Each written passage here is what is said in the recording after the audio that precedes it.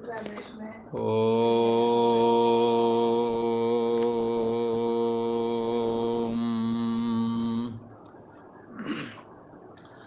गुरु ब्रह्मा गुरु विष्णु गुरुदेव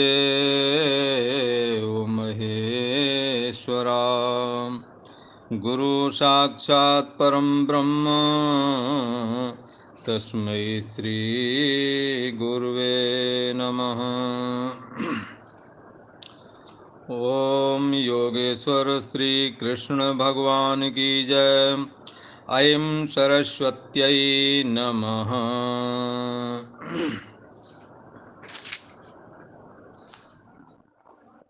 कल को अपने 45वें श्लोक पर विचार किया। तो ये श्लोक को एक बार फिर उच्चारण करते हैं। त्रैगुण विषया वेदा निस्त्रैगुण्यो भवार्जुन निर्द्वन्द्वो नित्यसत्त्वस्थो निर्योगक्षेम आत्मवान। भगवान श्री कृष्ण कहते हैं कि हे अर्जुन, ये वेद जो हैं त्रिगुणात्मक, जो ये जगत है इसमें क्या चीज़ है तो बताते हैं भोग पदार्थ और भोग पदार्थ प्राप्त करने के साधन। दो चीज़ें हैं, है ना। मकान दुकान ये सब भोग ही पदार्थ हैं। तो यही चीज़ें हैं, इसी का निरूपण करते हैं। परमात्मा का वेद कथन करते हैं, ऐसा कहते हैं। पर यहाँ तो कहते हैं कि ये जो है ना वेद त्रिगुणात्मक जगत का ही निरूपण करते हैं। तो परमात्मा का निरूपण करते ये बात क्या गलत कही गई है क्या? इसको कैसे समझें? तो त्रिगुणात्मक जगत का निरूपण करके इतना तक जगत है, इसका जो जानने वाला वो आत्मा है, वो परमात्मा है, ऐसा करके बताते हैं। जगत की स्थिति कितनी है? देह और जगत एक चीज है, मन और माया एक चीज है, ठीक है। जगत का परिच्छिन्न रूप देह है, देह का समष्टि रूप जगत है। माया का परिच्छिन्न रूप मन है, माया और मन का समष्टि रूप माया है। और अहम जीव है, अहम को जीव करके कह सकते हैं। और जीव का समष्टि ईश्वर है, ईश्वर का व्यष्टि जीव है, जीव का समष्टि ईश्वर है। यहां तक वेद कथन कर देते हैं। इसको जो जानने वाला है वो परमात्मा है, वो आत्मा है, ऐसा कहते हैं, ठीक है। तो अब ऐसा परमात्मा का कथन कैसे करते हैं? परमात्मा का कथन करने के लिए वो जगत का निरूपण करके, और जगत परमात्मा नहीं है। भला जगत परमात्मा नहीं है का मतलब है, मतलब देह और जगत तो तुम्हें दिखता ही है, जगत भी नष्ट होता है और देह भी नष्ट होता है। और मन और माया, ईश्वर की उपाधि, ईश्वर की उपाधि माया है और हमारी उपाधि मन है। ये दोनों ही ब्रह्म ज्ञान के द्वारा बाधित हो जाते हैं, खत्म हो जाते हैं, इसलिए इनका भी नाश हो जाता है। इसी प्रकार जीव भाव को अहम अहम अस्मि करके कहते हैं। और जीव का समष्टि भाव ईश्वरो हम, ईश्वर सारे जीवों को मिला दें जुकल टू ईश्वर। और ईश्वर के यदि व्यष्टि रूप बना दें तो जीव को मैन तौर से अहम अस्मि करके ग्रहण किया जाता है। इस देह और जगत को जान लिया जाता है, मन और माया को जाना जाता है।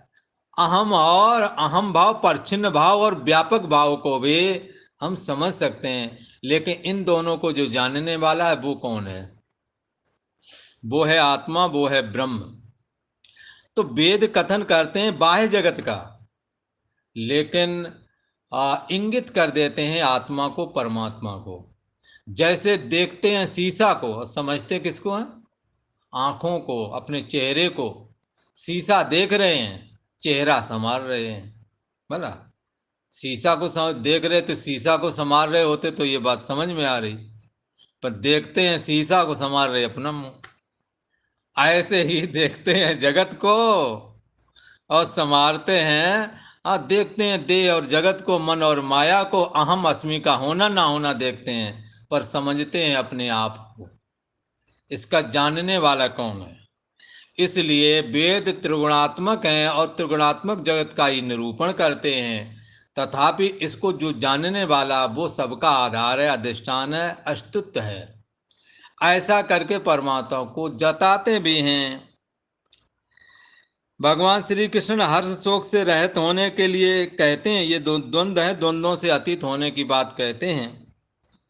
और नित्य वस्तु जो परमात्मा है, सदा रहने वाला, बोला सदा रहने वाले कौन है? हाँ, परमात्मा है। बोले वो कैसा है? बोले वो कैसा है, जैसा है वो जानो, वो एक अलग विषय है। पर जो जानने में आ जा रहा वो परमात्मा नहीं, जो जानता है वो परमात्मा। इसलिए नित्य वस्तु परमात्मा में अपनी स्थिति करें और निर्योग क्षेम और योग क्षेम की भी इच्छा ना करें, और आत्मा वाले हो जाएं, देह वाले ना रहें। भला देह वाले अगर बने रहोगे तो पुनरप जननम पुनरप मरणम पुनरप जननी जठरे शयनम। यदि आप देह वाले बने रहोगे तो देह के नष्ट होने पर आपको अपनी मृत्यु लगेगी। यदि आप देह वाले नहीं हैं, आप मन वाले हैं, तो सोने जागने वाले बने रहेंगे, आने जाने वाले बने रहेंगे। और यदि आप अहम अस्मि करके जीव स्तर की चेतना को जानने वाले हो, तो जो जीव स्तर की चेतना को जानने वाला सो वो साक्षी आत्मा ब्रह्म है। सोहम अस्मि, वो मैं ही हूं, ऐसा करके धारण करना चाहिए। तो ऐसे करके नित्य वस्तु परमात्मा में रोज स्थिति बनावे। भला बोले ऐसे कैसे बन जाएगी महाराज? बोले बन तो जाएगी अगर बनाना चाहो। बोले कैसे बन जाएगी?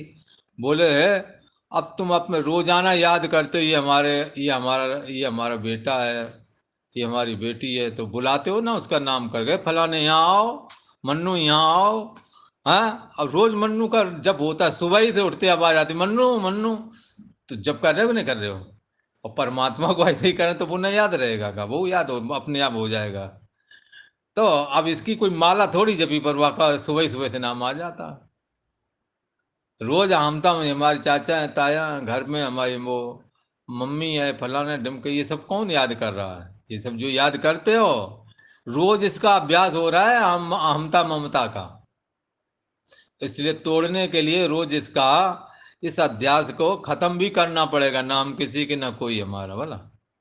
भगवान श्री कृष्ण कहते हैं, हे अर्जुन तुम ऐसा करो, तुम अपने खाने पीने की भी चिंता ना करो। बोला खाने पीने का जुगाड़ खुद ही हम कर देंगे।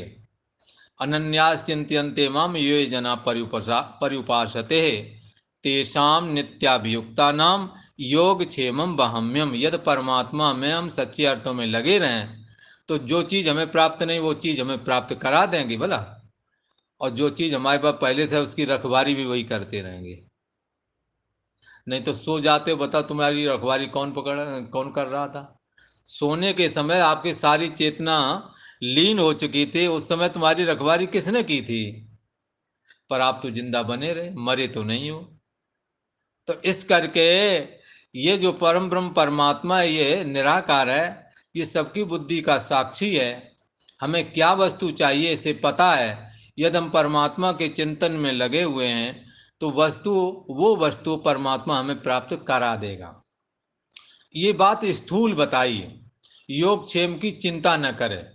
हमें जो वस्तु प्राप्त नहीं है उसकी प्राप्ति भी ईश्वर करा देगा, और जो वस्तु पहले से प्राप्त उसकी रक्षा भी ईश्वर करेगा। हाँ, तो ये बात कह रहे हैं। तो प्राप्त वस्तु की रक्षा के लिए, हाँ, अप्राप्त वस्तु जो है उसकी प्राप्ति और प्राप्त वस्तु की रक्षा, इसका नाम है योग क्षेम। योग क्षेमम वहाम्यहम। आप अनन्य भाव से परमात्मा का चिंतन करें, भगवान आपके योग क्षेम का वहन करेंगे। तो किसी ने कहा ये तो सांसारिक योग क्षेम की बात कहते हो, कोई भगवान के विषय कोई चर्चा बताओ। ऐसा कहने पर कहते हैं कि पूर्व में जन्मांतर में हमने जो साधनाएं की थी, उस साधना का स्तर आज के मन बुद्धि से मिलकर के हमें वही स्तर प्राप्त हो जाए जो पहले का था। तो पहले की साधना आज की साधना में योग हो जाए, ये काम भगवान कराते हैं। इसलिए योग क्षेम पूर्व की साधना को आज की साधना से मेल करा देने के लिए, या पूर्व में साधना में के विषय में जो बुद्धि का स्तर था, आज भी वही बुद्धि का स्तर यदि मुझे प्राप्त हो जाए तो इसको कहेंगे योग। और जो पूर्व जन्म की जो साधनाएं हैं वो नष्ट ना होने पाए, उनकी सुरक्षा होती रहे, तो इसको कहते हैं योगक्षेम। जिस साधना को हम पूर्व जन्म में प्राप्त नहीं कर सके, उस साधना को पुनः प्राप्त करने के लिए पुनः साधना करें, और उस साधना का फल जो सिद्धि है वो प्राप्त हो, ये योग वाली बात हो गई। और जो साधना हमारी पहले से है वो कहीं खराब ना हो जाए, वो कहीं नष्ट ना हो जाए, इसको कहते हैं क्षेम। इसलिए उसकी सुरक्षा की जिम्मेदारी भी ईश्वर की है, ऐसा कहा। भगवान श्री कृष्ण कहते हैं तुम योग क्षेम की भी अपेक्षा ना रखना, आत्मवान हो जाओ, आत्मा में स्थिति लाभ प्राप्त कर लो।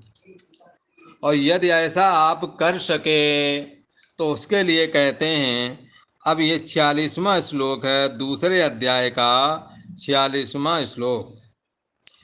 यावानर्थ उदपाने सर्वतः संप्लुतोदिके तावान सर्वेषु वेदेषु ब्राह्मणस्य विजानतः। भगवान श्री कृष्ण ने अर्जुन को निष्काम कर्म में प्रवृत्त कराया, आत्म संयम होने के लिए आज्ञा दी, नित्य वस्तु परमात्मा में स्थित रहने के लिए कहा, और योग क्षेम की भी चिंता न करने के लिए भगवान श्री कृष्ण ने अर्जुन से कह दिया। अब भगवान श्री कृष्ण कहते हैं कि ये जो ब्रह्मज्ञ ब्राह्मण हैं उनके लिए वेदोक्त कर्म फल रूपी सुखभोग की अप्रयोजनीयता का कथन करते हैं। अर्थात ये जो ब्राह्मण है वेदोक्त कर्म फल रूप सुखभोग का भी त्याग कर देता है। कैसे कर देता है? क्योंकि उसे अनंत फल प्राप्त हुआ है, इसलिए। जिसे 1000 रुपये मिलते हों वो 100 रुपये का त्याग क्यों न कर देगा?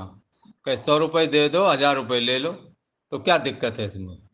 जब अनंत फल परमात्मा की प्राप्ति हो रही है, परमात्मा की प्राप्ति रूप अनंत फल प्राप्त हो रहा है, तो छोटा सा सुख ले क्या वजूद रखता है? कोई वजूद नहीं रखता।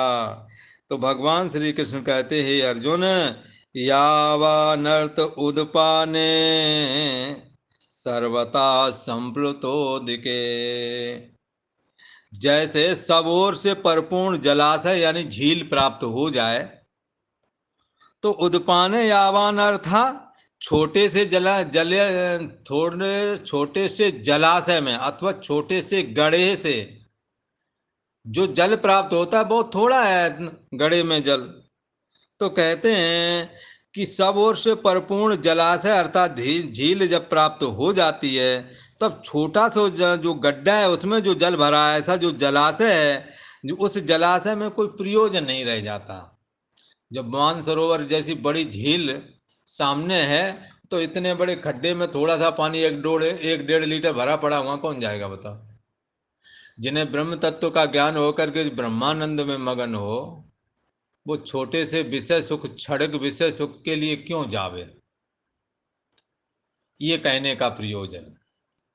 तो अब कहते हैं कि भाई भगवान श्री कृष्ण अर्जुन से कहते हैं, हे अर्जुन सुनो, सब ओर से परिपूर्ण यदि जलाशय झील मिल जाए, सरोवर मिल जाए, तो फिर छोटे से गड्ढे में भरा हुआ जो थोड़ा सा पानी है, उस पानी में यावान अर्था मनुष्य का जितना प्रयोजन रह जाता है।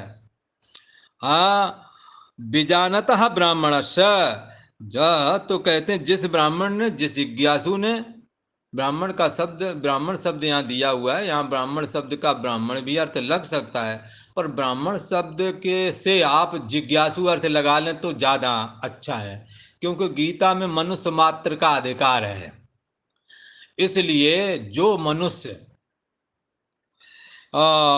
इस तत्व के द्वारा उस परम ब्रह्म परमात्मा को स्व से अभिन्न होकर के महसूस कर लेता है, नित्य वस्तु परमात्मा को जो जान लेता है, फिर उसको जो आनंद प्राप्त होता है,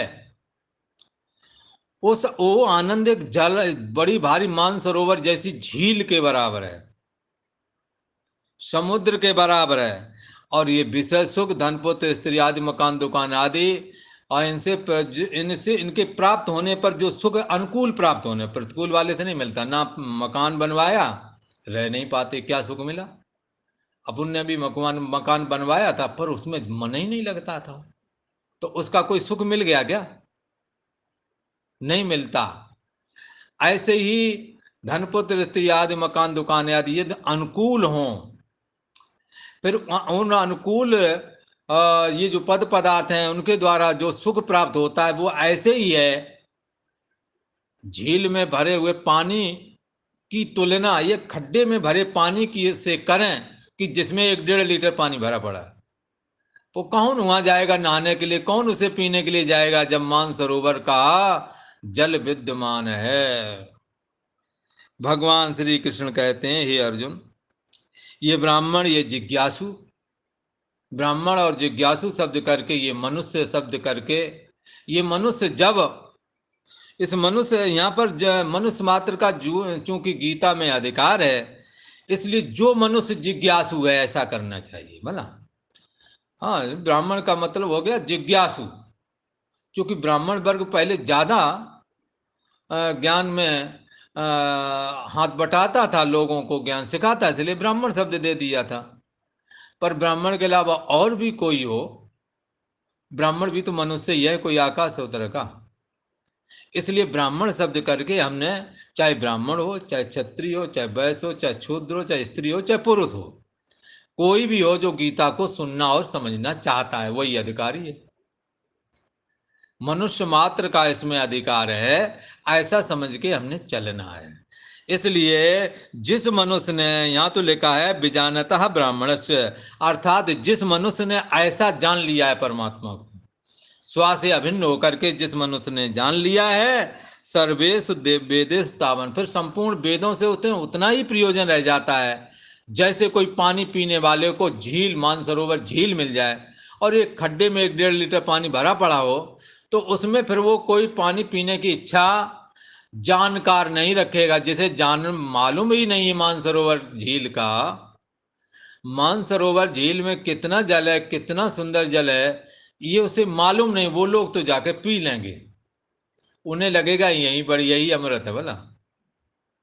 जो समाधि की महिमा नहीं जानते, जिनके अंदर ज्ञान वैराग्य नहीं है, जिनमें परमात्मा श्री कृष्ण की भक्ति नहीं है, वो इन विषय सुख को ही सब कुछ मान करके प्रवृत्त होते हैं, और वो सब कुछ नहीं है, इसलिए उनसे उन्हें संतुष्टि नहीं प्राप्त होती। और हर एक पुरुष या स्त्री का अनुभव यदि दिल से पूछें तो वो यही कहता है कि कुछ हाथ लगा नहीं। अंत की बारी कहें कबीर, जैसे हाथ झाड़ के चले जुआरी। बोला, समय जब अंतिम आता तब ऐसे ही लगता है जैसे अपनी सारी संपत्ति हारा हुआ कोई जुआरी जब चलता तो हाथ झाड़ लेता है, तो चलो। बोले अच्छा, ऐसे ही विषय सुख का अनुभव करने वाले, घर गृहस्थी का जीवन जीने वाले, बेशक उन्होंने बड़ा सुंदर जीवन जिया हो, उनके धनपुत्र स्त्री आदि और उनके परिजन आज्ञाकारी क्यों न रहे हों, पर लास्ट में वो एक बात कहते हैं, कुछ फायदा नहीं हुआ। इसलिए जैसे पिया घर रहे तैसे ही रहे विदेश, कुछ फर्क नहीं पड़ा। घर गृहस्थी अच्छी मिल गई तो, नहीं मिल गई वो तो रोज ही चिल्लाते हैं हम बर्बाद हैं, हमारा ऐसा, हमारे को रोटी मिलती नहीं, चाय नहीं मिलती, हमारे को भगा देते हैं, हमारे को मारते हैं, ऐसा चलता है। ठीक है, पर जिनके अच्छे हैं वो भी बाद में कहते हैं कुछ हाथ नहीं लगा।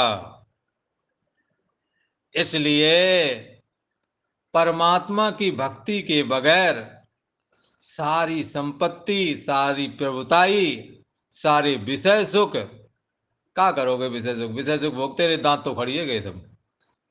न खाने की सामर्थ्य रहेगी दांतों में, न पचाने की सामर्थ्य रहेगी आंतों में। का इस विषय सुख का सुख मिला, इससे अच्छा तो कई बुजुर्ग कहते हैं इससे अच्छे तो इसमें प्रवृत्त ही ना हुए होते तो ज्यादा अच्छा था, पर ऐसा हो नहीं पाता। हरि माया बलवंत भवानी और मोए बड़े बड़े नर ज्ञानी। बोला माया उनको नहीं मोहित करती है जो जड़ मूर्ख है। बोला वो हैं अपने आप ही लाइन में लगे हैं। जैसे हाँ, जैसे जो जानवर बैल होते थे ना, पहले उनको काढ़ते थे, हल में चलाने की काबिल ट्रेनिंग देते थे। बोला पर कई बैल ऐसे बछड़े होते थे, उनको ट्रेनिंग नहीं देते थे। उनको क्या करते थे, बैल या जो जहाँ चलते उनके पीछे ऐसे चलने देते थे, वो चलते चलते सीख जाता था अपने आप पर, सीधा नहीं दिया चलने लगते। तो ये अज्ञानी लोग तो ऐसे हैं कि माया को काढ़ना नहीं पड़ता, ट्रेनिंग नहीं देनी पड़ी, अपने आप चल पड़ते हैं। इनके लिए तो रामायण में ऐसा कह दिया, सबते भले जे मूड जिन्हें न व्यापे जगत गति। बोला दब के मेहनत भी की, अड़ैया बर खाया, सो गए, आहार निद्रा भय मैथुनम। चाहे जानवरों के जो काम है उतने काम उनके हैं, इसलिए उन्हें कोई चिंता फिक्र नहीं है, आराम से सोते हैं, खूब खाते हैं। और इस तरह से ये चीजें जो जानवरों में हैं, और वो अज्ञानी जीवों में भी बराबर, अज्ञानी मनुष्यों में भी। तो ऐसे लोगों को नहीं व्याप्ति है, पर जिन्होंने ज्ञान प्राप्त कर लिया है उन्हें जब वासना सताती है तो समझ लो माया ने पटकने वाली। बोला इसलिए भगवान की माया बड़ी बलवान है, ये इनको नहीं बोलती है कुछ भी, क्योंकि वो तो अपने आप ही लगे बगैर ट्रेनिंग के चले जा रहे हैं। बोला वो तो मोहे बड़े बड़े नर ज्ञानी, जो ज्ञानवान अपने को ज्यादा उस्ताद मानते हैं, पद पदार्थों का ज्ञान भी है, लोगों को दिशा भी देते हैं, ऐसों को माया जरा टटोल की देती। देखते हैं तुम देखते हैं ज्ञान तो दूसरों को खूब दे रहे हो, तुम बैठे कहाँ हो, जरा ये भी देख लूं मैं जरा। तब वो परीक्षा करती है। तो परीक्षा में जो पास हो गए तब तो फिर पास हो ही गए, फिर उसके आगे माया का बस नहीं चलता। या तो इतने ज्ञानवान हो जाओ कि माया आपके सामने ठहरे नहीं, अर्थात आवरण रहित हो जाओ। अहम भाव को इतना बाधित कर दो कि माया तुम्हारे सम्मुख ही ना ठहरे, क्योंकि अहम रहेगा तो ठहरेगी। जब तुमने अहम को ही बाधित कर दिया तो फिर कहाँ ठहरेगी, अहम में ठहरती है, अहम ही खत्म हो गया। या फिर एक उपाय और है, या मायापति जो परमात्मा नारायण के शरण हो जाओ, तो उनकी भक्ति करो, उनसे समर्पण हो जाओ। तो उनके लिए ऐसा कहते हैं, माया सानुकूल भक्ति सानुकूल रघुराया। भगवान राम के ये भक्ति बड़ी अनुकूल है, तेहि से तेहि डर पे अति माया। इसलिए ये जो माया है वो बहुत डरती है भक्ति से। है ना? और दोनों ही स्त्रीलिंग है। बोला और ज्ञान है पुल्लिंग, और पुल्लिंग और स्त्रीलिंग का तो मामला है ही है। और जब स्त्रीलिंग स्त्रीलिंग में फिर क्या करोगे? और वह ये बात दुनिया में खूब प्रसिद्ध है, महिलाओं महिलाओं की प्राय पर करके पटरी खा जाए तो तुम भगवान की बड़ी कृपा समझो। नहीं तो प्राय करके महिलाओं महिलाओं की नहीं खाती पटरी, महिला पुरुष की तो खा जाती है। और ऐसा सब जगह लागू नहीं है, पर कहीं कहीं पर ऐसा प्राय करके लागू है।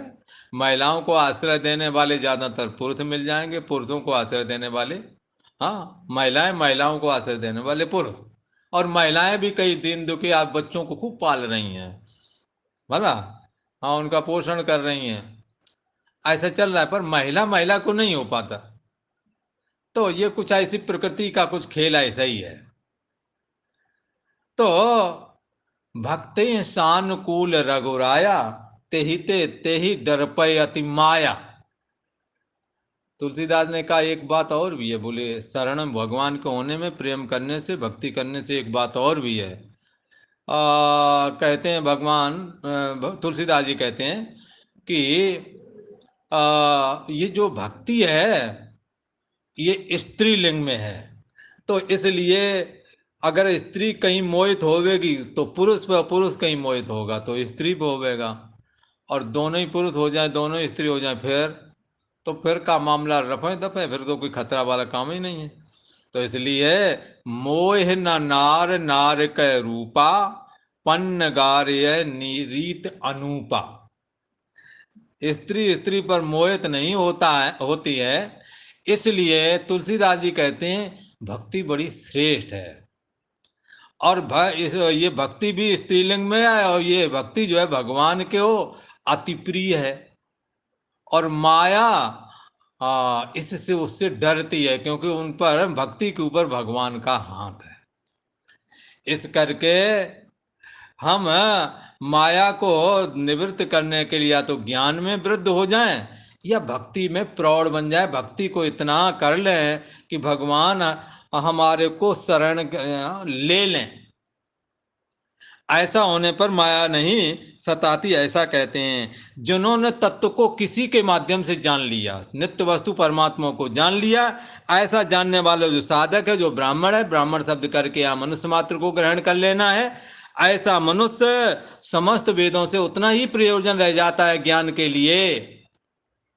है जैसे ज्ञान प्राप्त करने के लिए वेदों का सहारा लिया जाता है बोला, पर जब वेद जिस परम ब्रह्म परमात्मा का कथन करना चाहते हैं, उस परम ब्रह्म परमात्मा को जब जान लिया जाता है, फिर वेदों से कोई प्रयोजन रह नहीं जाता, क्योंकि जानने योग तत्व को जान लिया। हाँ, अब कौन पढ़ाई करे। इसलिए एक जगह कहते हैं कि जानने योग तत्व को जब जान लिया, तो अब ये जो शास्त्रों का चिंतन मनन वाला काम भी खत्म हो गया। ऐसे ही इसको यहाँ दृष्टांत के तौर पे कहा कि सब ओर से परिपूर्ण जलाशय यानी झील, सुंदर जल वाली, मीठे जल वाली प्राप्त हो जाए, तो मनुष्य का छोटे से गड्ढे में कितना प्रयोजन रहेगा, कुछ प्रयोजन नहीं। ऐसे ये जिज्ञासु जो मनुष्य है, समस्त वेदों से उसका इतना ही प्रयोजन रह जाता, क्योंकि वो ज्ञान जिससे प्रकट होता है, उस परम ब्रह्म परमात्मा में उसको स्थिति लाभ प्राप्त हो गया है। ऐसा कहा। तो इस तरह से भगवान श्री कृष्ण ने ये बात बताई। पहले तो भगवान श्री कृष्ण अर्जुन को निष्काम हो जाओ इसलिए प्रेरित करते रहे भला, निर्योग क्षेमात्मवान भला, और नित्य सत्वस्था। ऐसे पीछे से जितने भी ये लिए ना, श्लोक लिया था क्या, 42, 43, 44, 3 है ना, ये सकाम मनुष्यों की बुद्धि का स्तर क्या, निष्काम मनुष्यों की बुद्धि का स्तर क्या, ये बताते गए भला। पर सकाम मनुष्यों की अनंत बुद्धियां हैं, निष्काम जो साधक है, जो निष्काम मनुष्य है, उसकी बुद्धि एक ही निश्चय वाली है कि हमने तो कार्य करना है, अपने को कोई जरूरत नहीं है, दूसरों के काम निपटाता, अपने निपटाता, साथ में अपने की ही तरह दूसरों के भी काम करता है, तो उसकी बुद्धि का निश्चय एक है।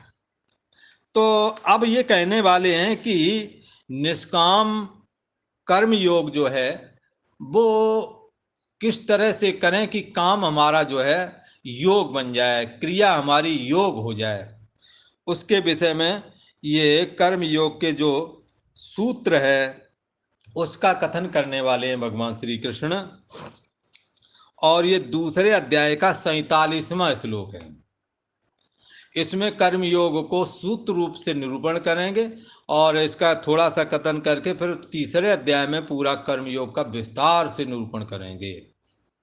सूत्र रूप में वो भी है, फिर चौथे में और ज्यादा उसका विस्तार करेंगे। तो इस तरह से ये जो श्लोक है इसका व्याख्यान आगे 2 अध्यायों में चलेगा, पर यहाँ पर सूत्र रूप से जैसे ज्ञान को कह दिया 20 श्लोकों में, 11 से लेकर 30 तक, सुधर्म का निरूपण कर दिया 30 से लेकर 38 तक। इसके बाद में, सुधर्म के बाद में, इन्होंने निष्काम और सकाम बुद्धि का निरूपण कर दिया। भाई निष्काम बुद्धि क्या, सकाम क्या, निष्काम की महिमा क्या है, इसके अभिक्रम का नाश नहीं होता है, और महान भय जो मृत्यु है उससे रक्षा भी करता है। निष्काम कर्म योगी को ही दुर्लभ ब्रह्म ज्ञान होता है, ऐसा तब संभव होवेगा जब कर्म योग में वो प्रवृत्त होवेगा। ऐसा करते हुए अब जो है कर्म योग का जो एक भूमिका बांध देते हैं, एक सूत्र रूप से एक श्लोक कहते हैं। वो लगभग श्लोक ये सभी का सुना हुआ है, एक बार इसको ध्यान से देखें। कर्मण्येवाधिकारस्ते मा फलेषु कदाचन मा कर्मफलहेतुर्भूर्मा ते संगोस्त्वकर्मणि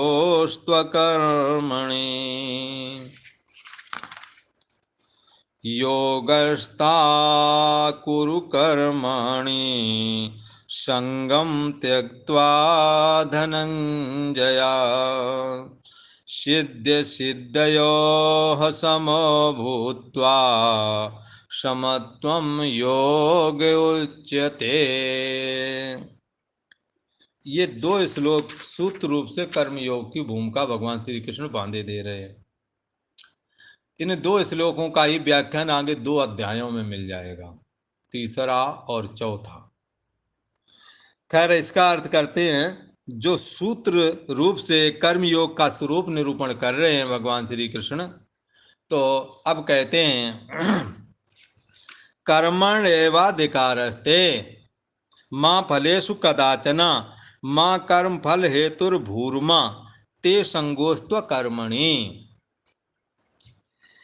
कहते ते कर्माणि एव अधिकारा, तुम्हारा कर्म में ही अधिकार है।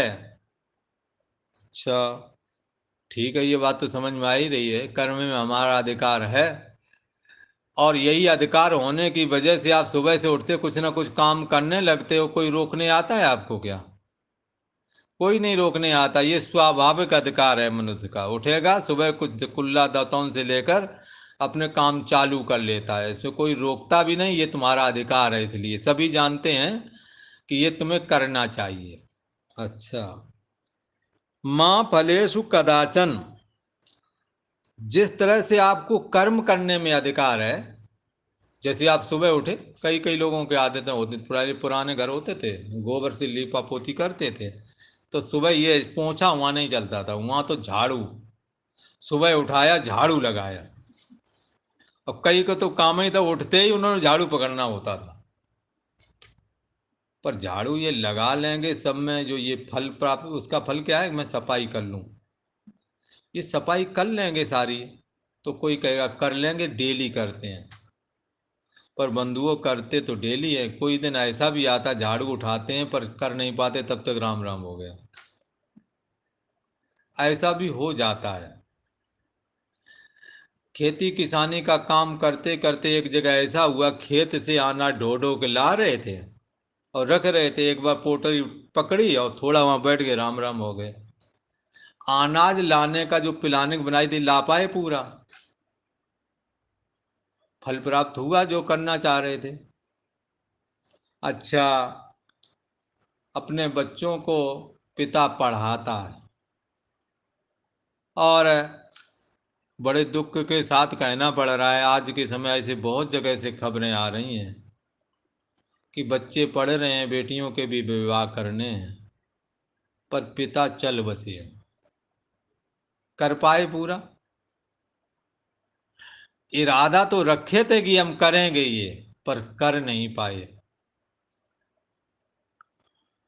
तो फल में अधिकार कभी नहीं कहने का क्या मतलब? एक किसान गेहूं बोता है, उसे गेहूं नहीं मिलेगा क्या बोने का? गेहूं के लिए भी है, पर एक दिन ऐसा जरूर आता है जिस दिन अपनी फसल का गेहूं वो निकाल नहीं पाता और राम राम हो जाता है। तो ये बात ठीक है कि गेहूं बोया है, गेहूं का दाना उसे ही मिलेगा, इसमें कोई उसका फल उसे मिलेगा, पर कोई जरूरी नहीं कि वो दाना लेने तक बना ही रहे। ये कोई जरूरी नहीं है। आपने आम लगाए हैं, कोई जरूरी नहीं वो आम आपको खाने को मिल जाए। प्राय करके फलों के पेड़ों के लिए पीछे लोगों का ये भी कहना होता है कि जो लगाता है, प्राय करके फलों को वो नहीं खा पाता। लगाने वाला लगा जाता है, पीछे लोग खाने वाले खाते हैं। किस दृष्टि से कह रहे माँ फले तो कदाचना, जो अदर संप्रदाय वाले जो इस पर यहाँ पर उंगली उठाते हैं उनको समझ लेना चाहिए, तुम भी फल कभी नहीं दिला सकते अपने, चाहे जितने धर्म ग्रंथ हों। आपने जिस मकान को बनाया है, कोई जरूरी नहीं पूरा मकान बनाकर गृह प्रवेश आपका हो ही जाए या रहने ही लगे। हमारे संत समाज में बहुत एक दो महात्माएं थे वो, जिन्होंने बना के तैयार किया, पंखे टंगवाए, गृह प्रवेश नहीं हो पाया, राम राम सत्य हो गए, मिल गया फल। इस दृष्टि से यहाँ कह रहे हैं, और सैकड़ों हजारों ने बनवाए, गृह प्रवेश करा लिया और रह भी रहे हैं। तो ऐसा नहीं है कि फल नहीं मिलता है, पर फल तुम ऐसा कर ही लोगे, इसमें ये तुम नहीं कह सकते। हम 100 वर्ष जी लेंगे, कल का भरोसा नहीं, आप ये बात नहीं बोल सकते। एक समय की बात है कि धर्मराज युधिष्ठिर अपने दरबार में बैठे हुए थे और एक याचक आया, धर्मराज युधिष्ठिर से कहा हमें अमुक चीज चाहिए। राजा का मूड, धर्मराज राजा सम्राट थे, उन्होंने कहा अभी तो वक्त ज़्यादा हो गया, कल लाना, कल दे देंगे। तो भीम ने जाकर के आपातकालीन जो घंटा था उसमें जाकर मार दिया थोड़ा। वो बोले अरे भाई क्या काम, कौन खास बात है, दर कचहरी फिर लगाई गई, भाई क्यों घंटा तुमने बजाया था, क्या बात है, वो हो गई बात। ये धर्मराज हमारे बड़े भाई हैं, बहुत ज्ञानी है, इन्हें कल का पता है, कल क्या होने वाला, ये मांगने आए कि कल दे देंगे, और कल ना हुआ तो भला। इस दृष्टि से गीता यहां कह रही है कल होगा, आप देखेंगे, आपकी उम्र होगी, जरूर देखेंगे, इसमें कोई शंका नहीं, पर कल का भरोसा किया नहीं जा सकता, फल का भरोसा किया नहीं जा सकता। ऐसा मान के आप चलें, पर फल तो तुम्हें मिलेगा, फल नहीं मिलेगा ऐसा नहीं कह रहे, फल पे अधिकार नहीं, कल को क्या होने वाला आपको क्या पता। इस पॉइंट की नजर से ये गीता बोल रही है फल नहीं मिलेगा। अगर ऐसा कहना होता तो हर अध्याय का फल क्यों कथन किया। गीता के हर अध्याय का कथन है, गीता का एक श्लोक दूसरे अध्याय में है, उसको यदि बार बार जप किया जाए तो भगवान श्री कृष्ण को गीता समझाना पड़ता है भला। वो है ना श्लोक, मालूम तो होगा सभी को, कार्पण दोषोपहत सुभावा पृच्छाम त्वाम धर्म सम्मूढ़ चेता यच्छ्रेयाश्रयान्निश्चितं ब्रूहि तन्मे शिष्यते हम साधु माम त्वाम प्रपन्नम। ये श्लोक अगर बार बार जप जप जैसे जप करते मंत्र का, ऐसे इसको करें तो भगवान श्री कृष्ण को गीता समझानी पड़ती है भला। ऐसा सुना है हमने किसी महात्मा से भला, वो महात्मा कहते हैं पंजाबी संत थे, उन्होंने बता दिया ये श्लोक रटो, भगवान तुम्हें गीता समझा जाएंगे। तो गीता उन्होंने बहुत वो किया, तो भगवान कहते सपने में आए और बताना शुरू किया, संस्कृत में बोल रहे, तो बोले महाराज हमें तो पंजाबी आती है, ये भाषा हमें आती नहीं है। अच्छा बोले, अच्छा, तो वो पंजाबी बोलने लगे, पंजाबी में फिर समझा दिया, क्योंकि सारी भाषाएं उनकी जबान से निकलती हैं भला, इस करके कोई भाषा उनसे अछूती नहीं है। तो गीता के हर अध्याय का, हर श्लोक का फल है। इसलिए बंधुओं हमें ये नहीं समझना है कि फल नहीं मिलेगा, फल पे अधिकार नहीं है। वो इस दृष्टि से कहा जो तुम्हें कल प्राप्त होने वाली, कल सूरज ही ना निकले, कल को दिन ना हुआ, कल को कोई घटना हो गए, और यदि एक सार्वभौम नियम ये होता है कि आंखें खोलें तो रूप दिखता है, आंखें जब खुलेंगी तो रूप ही दिखेगा। ऐसे ही तुमने कर्म किया, फल तुम्हें तुरंत मिलेगा, इस तरह का है नहीं, क्योंकि भविष्य तुम्हारे हाथ में नहीं है। इस दृष्टि से इन्होंने कहा फल में कभी नहीं तुम्हारा अधिकार, फल ईश्वर के हाथ में है, पर यह पक्का है यदि तुम करोगे तुम्हें फल जरूर मिलेगा, यह भी ईश्वर का वचन है। ऐसा कोई नहीं हुआ है जिसने कुछ ना किया हो उसे मिल गया हो। आज तक किसी को कुछ भी कहीं भी हासिल हुआ है और मिला है, तो उसको मिला है जिसने किया है, ना करने वाले को नहीं मिला है। इसलिए फल पर कभी अधिकार नहीं, तो हम करेंगे ही नहीं, क्योंकि फल में अधिकार नहीं। ऐसी दुर्बुद्धि कभी न बना लेना। अकर्मण कभी नहीं होना है, कर्मण्येवाधिकारस्ते, तुम्हारा कर्म करने में ही अधिकार है। फलेषु कदाचिन मां, फलों में कभी नहीं।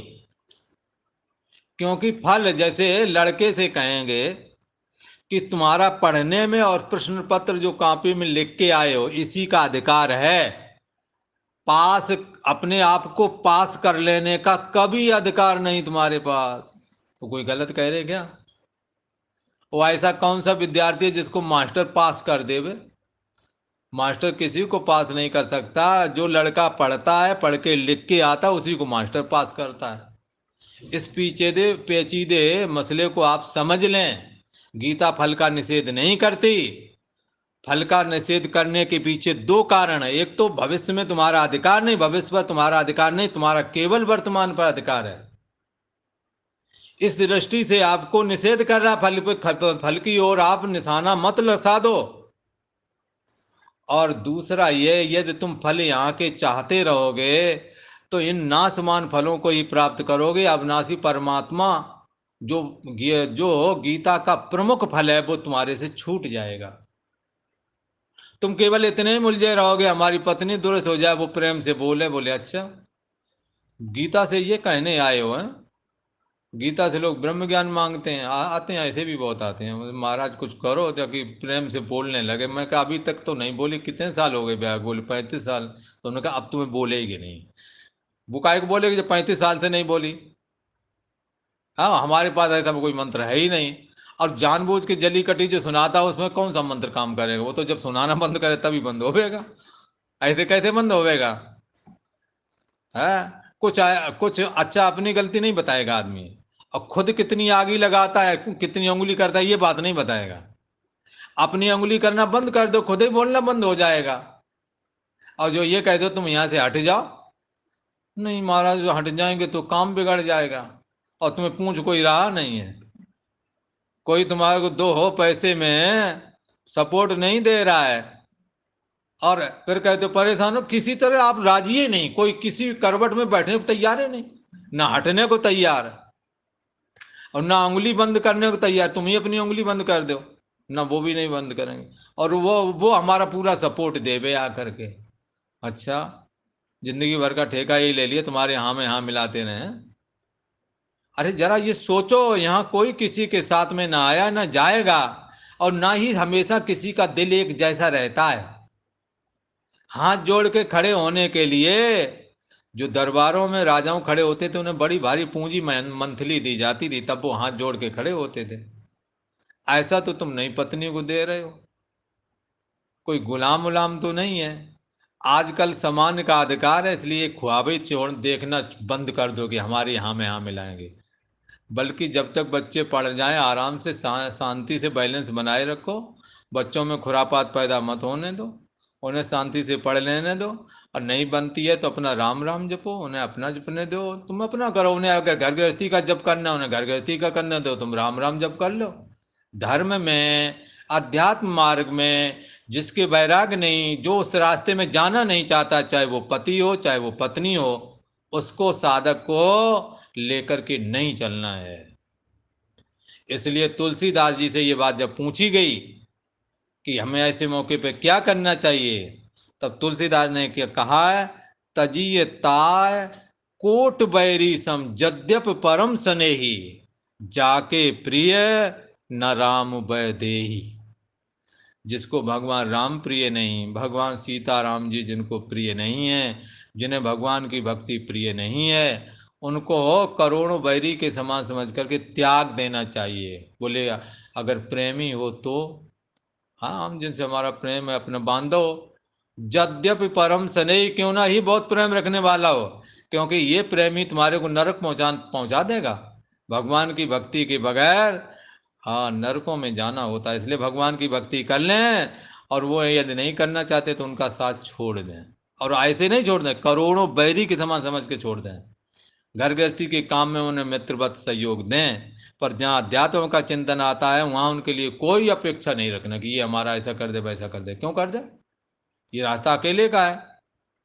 इसलिए हमने सब तज हरि भज, 10 काम छोड़ के खा लेना चाहिए, है ना।